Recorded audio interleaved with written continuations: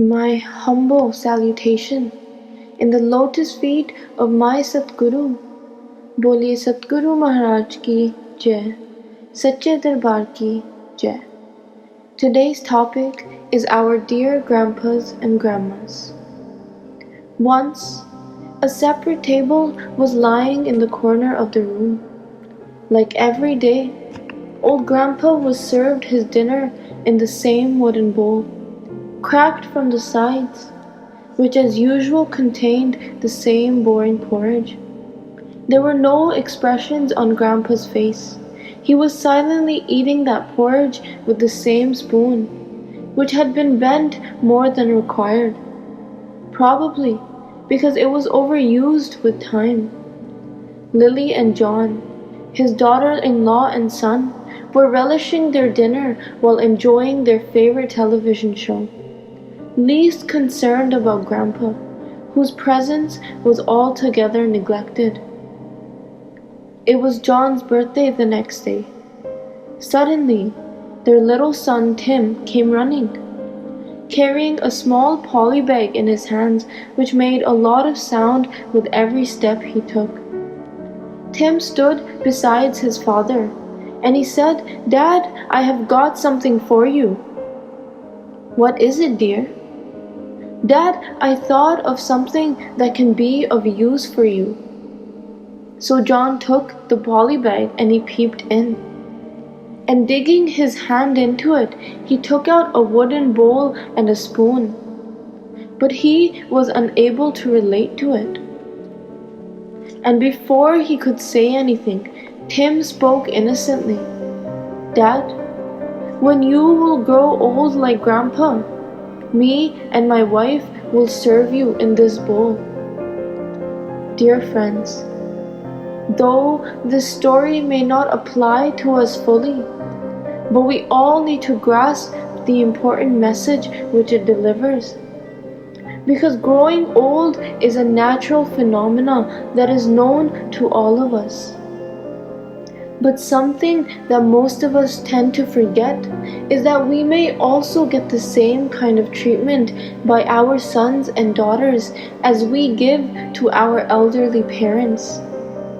And the issue of care of elders becomes even more important in the present times, when the concept of nuclear families is gaining momentum and the elder ones are being discarded to the old age homes, or they are forced to stay alone. How strange is it that those who sacrifice their entire life in bringing their children and establishing them, they are later on treated as a burden by the same children. Some reports happen to bring out shocking statistics that 1 out of 5 old people, even when they stop earning or fall sick, are neglected and finally thrown out of their houses. Also, there are many who keep their old parents with them, not out of care and concern, but out of fear for losing their property after they pass away. So why do we gauge everything in terms of monetary gains? Aren't there many other important parameters that find their place in a relationship? What if the old ones cannot earn or contribute to meet the expenses of their daily living? Isn't their compassion and experience a great contribution to the family? In enriching the environment which is the spirit of existence? And what about their dedicated efforts in bringing us up and making us stand to face the world? Can any amount of money in the world be a substitute for the values and morals that they ingrain in their grandchildren, by telling them and sharing with them their experience of their lives? Our gifts and gadgets cannot develop that sense of culture, of belonging and heritage in the little ones, which their care and concern for them will do. One afternoon in a society, all elderly people assembled. Many of them had retired from their jobs, while the others scantily contributed to the household work. And in that meeting, each one of them voiced out their feelings and their desires. So just take a look at some of them. Don't simply reject what we have to say. We want dignity and respect. A sincere attention and respect from those who we love means a lot to us. Nothing more pains us than being ignored. We want people to understand that in old age we often feel sad and dull, and we suffer from low self-esteem. And in such moments, we need someone to listen to us and understand our feelings. We don't want to be treated as a burden. Just try to sense their feelings hidden in the list. They need nothing more than genuine understanding and respect. At times, we do look after them. However, that warmth in our care is missing. No doubt it is difficult to bridge that generation gap. Our thoughts and likes may not easily tune with the elderly. But that doesn't mean that we start disliking them or re-announce them. Surely our responsibility increases manifold. Looking after an elderly along with our own endless affairs to cater to time. It needs time and patience. And the intensity of the care and effort increases even further if they happen to fall ill or suffer from some ailment.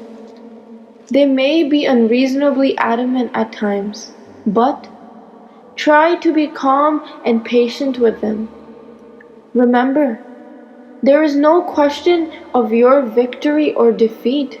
Rather, your maturity and understanding will prove to be a wiser step. At times, they may not express their feelings out of the fear of getting hurt. However, a little bit of anticipation from our side can make them forget their pains and troubles.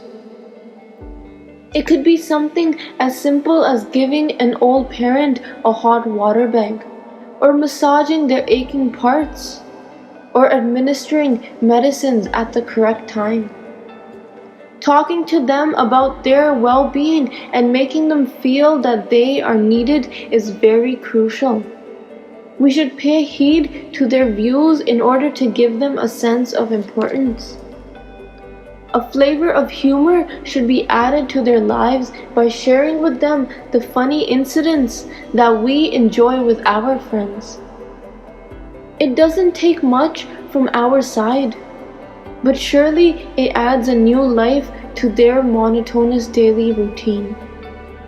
It is said that just a small act of ours can add a twinkle to their wrinkles, and it may be something like this. It was Grandma's 65th birthday, and her son had invited many of her friends and relatives to give her a surprise. And in the evening, when everybody assembled, they wished Grandma, hugging her and presenting her a bouquet or something of use to her in her old age. However, the moment she unfurled the wrapping paper from the gift that her son had brought for her, a beautiful, toothless smile appeared on her face. And you know what that gift was?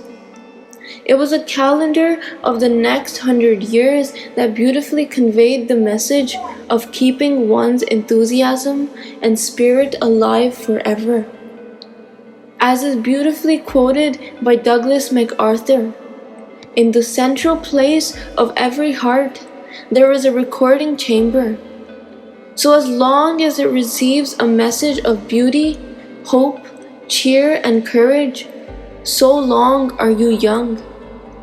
When the wires are all down and our heart is covered with the snow of pessimism and the ice of cynicism, then and only then are you grown old. So try to insert the following attributes in the relationship that binds you and your elderly parent, and see what wonders it will do in the lives of both. Number 1, love them and live with them. In the final stages of life, when the body wears out, don't leave them alone, as they served us dedicatedly. Now, it is our turn to serve them, and that too with love and affection, and not out of obligation. Make them a part of your trips and outings. Keep them happy. Express your love for them, and make them feel special. Take due care of their needs and requirements, and this will certainly make them feel secured and relieved of any unnecessary troubles. Number 2, respect them. Our gesture of respect can prove to be an instant booster for their self-respect. Do not become aggressive and offensive if you don't agree with their advice or suggestions. Take some time to contemplate and then act prudently. Sometimes it may also happen that our egos and perceptions keep us away from the benefits coming from their wisdom and experience. Number 3, spend time with them and keep them motivated. Making them feel as an integral part of your life in turn nourishes their self-respect, self-esteem, and their self-confidence. Also take care that their lives are not discharged of enthusiasm, because it is said by Samuel Ullman that years may wrinkle the skin, but to give up enthusiasm wrinkles the soul. Number 4, understand them. Forced to lead a restricted lifestyle and seeing their friends departing away or falling ill may make them feel lonely and frustrated. Furthermore, they experience a loss of control over their lives. So we should maintain our calm and try to understand their feelings.